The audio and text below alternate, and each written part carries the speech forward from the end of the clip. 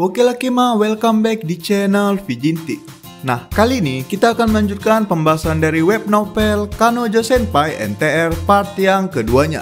Nah, di part kali ini Kima, seperti yang udah aku bilang di video sebelumnya, akan berisi mengenai proses pengintaian si Isiki dan Toko untuk membuktikan secara langsung dengan mata kepala mereka apakah pasangan mereka memang benar berselingkuh. Oh iya, jangan lupa juga untuk mampir ke akun Instagram kami, karena di situ kami ada posting mengenai fakta-fakta menarik anime dan juga beberapa fan service tentunya. Penasaran kan? Langsung gas saja Kima makannya, oke? Nah, dilanjutkan di hari di mana Isiki sepakat untuk bekerja sama dengan Toko demi mendapatkan bukti secara langsung apakah Karen dan Kamokura memang benar berselingkuh Kima. Nah, kayak yang udah aku bilang sebelumnya, si Toko ini Kima belum percaya sepenuhnya lah kalau pacarnya si Kamokura sudah berselingkuh. Nah, si Toko ini pun ingin melihat dengan matanya sendiri apakah hal itu memang benar adanya. Mereka pun mulai menyusun rencana penyelidikan mereka. Di situ, Toko berkata kalau langkah awal yang harus mereka lakukan ialah untuk memperkuat bukti kalau pasangan mereka berselingkuh. Toko menyarankan untuk menentukan waktu dan tempat di mana mereka biasa berjumpa agar mereka bisa mengikuti Karen dan Kamokura secara diam-diam. Toko di sini juga mempertanyakan sudah berapa lama Karen dan Kamokura berhubungan diam-diam.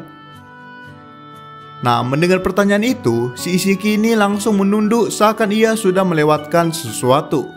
Nah, Isiki pun menjawab kalau ia tidak sempat melihat waktu tepatnya dan tempat di mana Karen dan Kamokura biasa berjumpa.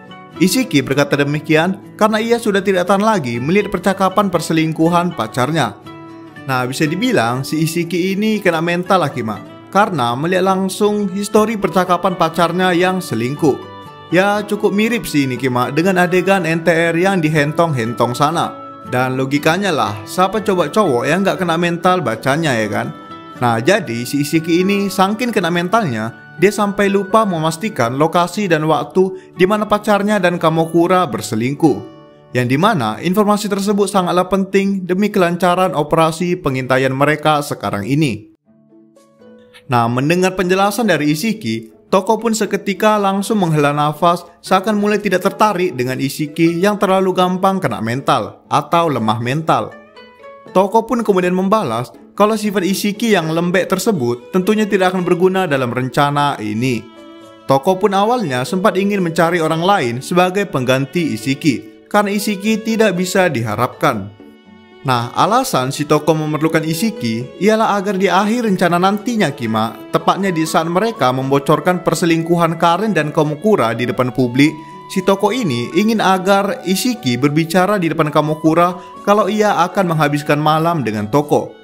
Nah, simpelnya itu Kima, si Toko ini butuh seorang pria untuk akhir rencananya nanti sebagai pembalasan dendam kepada pacarnya si Kamokura dengan cara berpura-pura berselingkuh di depan si Kamokura. Jadi si Toko ini Kima secara langsung mau ngebuat si Kamokura pacarnya kena mental karena melihat pacarnya akan menghabiskan malam dengan pria lain yaitu Isiki. Namun nih Kima, karena si Isiki ini nggak bisa diharapkan karena dia sendiri juga masih kena mental sama pacarnya si Karen. Akhirnya si Toko ini pun sempat ingin mengganti posisi Isiki dengan cowok lain.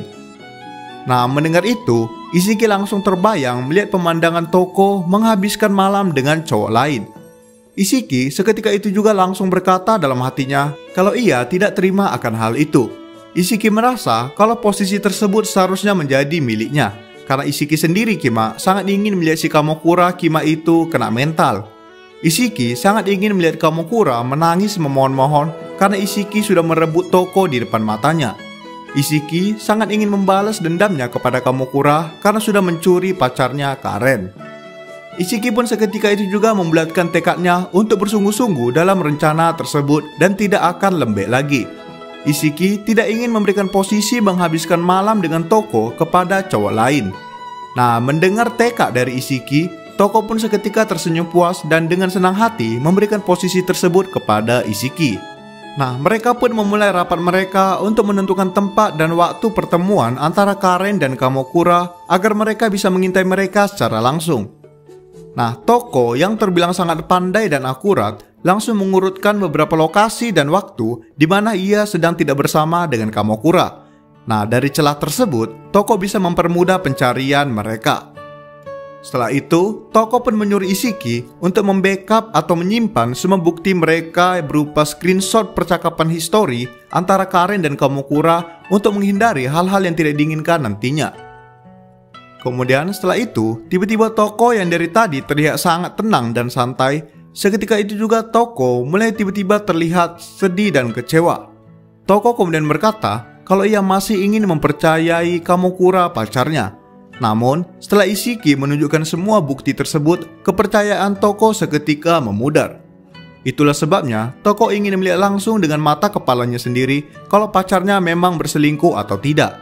Nah, setelah membuktikan hal tersebut, barulah Toko mau membuat keputusan apakah ia akan memaafkan Kamokura atau memilih untuk berpisah dengannya dan melanjutkan balas dendam mereka. Nah, jadi bisa dibilang si Toko ini masih adalah kepercayaan sedikit dengan pacarnya. Jadi untuk rencana ini bisa dibilang si Toko ini masih sedikit ragu lah. Jadi keputusan si Toko ini bulat nanti saat ia udah melihat langsung apakah pacarnya memang berselingkuh atau tidak. Gitu oke?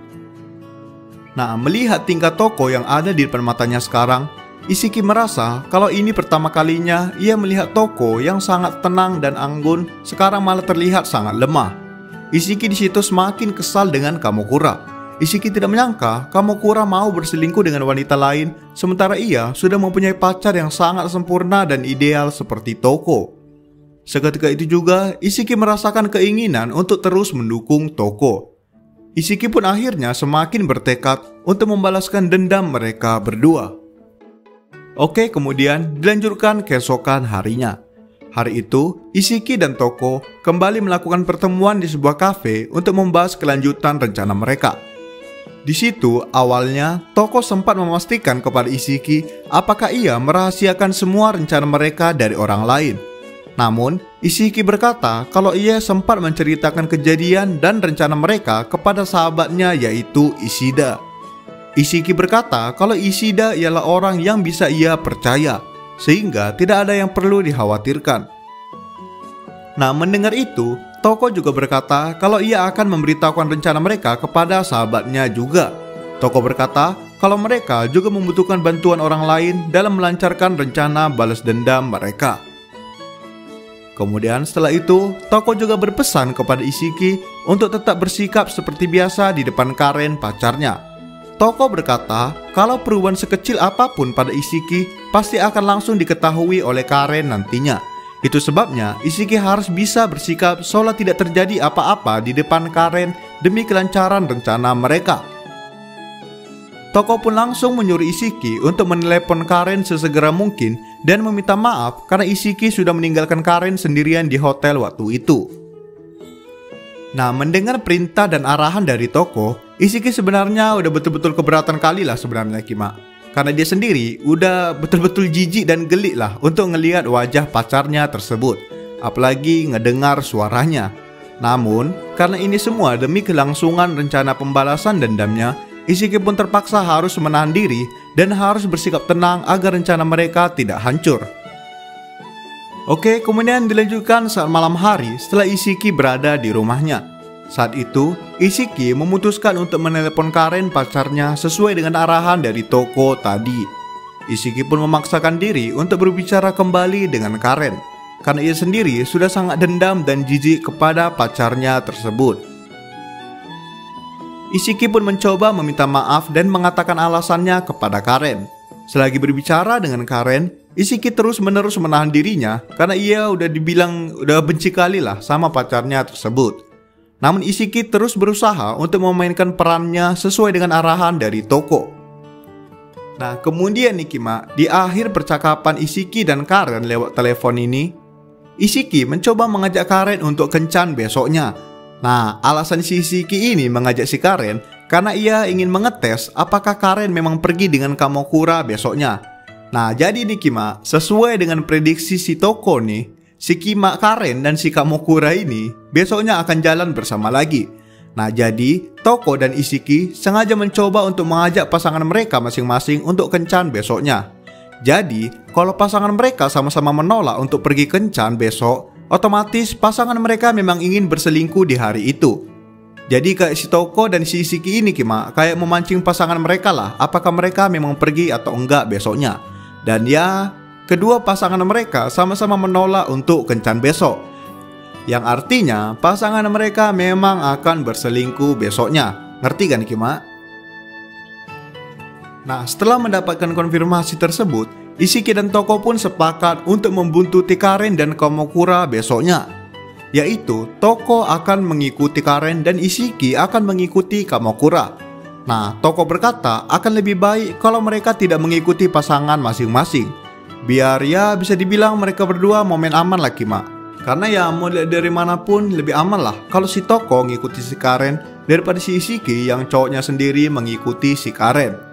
Karena ya si Karen pasti lebih gampang sadar lah kalau diikuti oleh cowok sendiri ketimbang diikuti oleh si Toko.